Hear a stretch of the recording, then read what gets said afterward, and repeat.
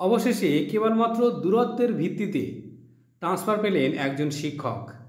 এমনই গুরুত্বপূর্ণ রায় দিয়েছেন হাইকোর্ট। এই দেখুন বন্ধুরা, Dipankar Batabyal versus the state of West Bengal এই মামলায় আইনজীবী হিসাবে ছিলেন সুব্রপ্রকাশ লাহিড়ী।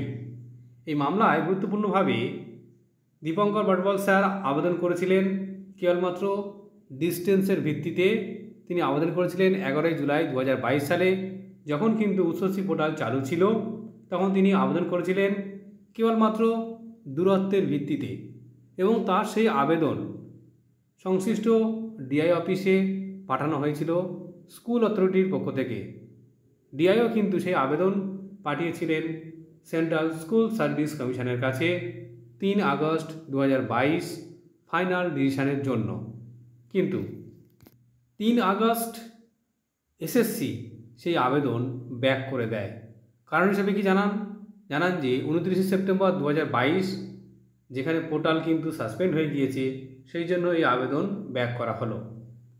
এই সমস্ত বিচার্য বিষয়গুলো পর্যবেক্ষণ করে মাননীয় বিচারপতি সৌগত ভট্টাচার্য মহাশয় এই নির্দেশ দিয়েছেন যে দ্রুত ওই শিক্ষকের ট্রান্সফারের ব্যবস্থা করতে হবে আগামী 8 সপ্তাহের মধ্যে।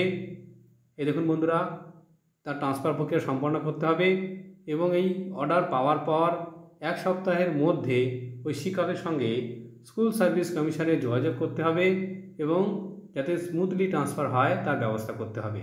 এই দেখুন বন্ধুরা, সৌগত ভট্টাচার্য যিনি বিচারপতি হিসাবে ছিলেন। ধন্যবাদ।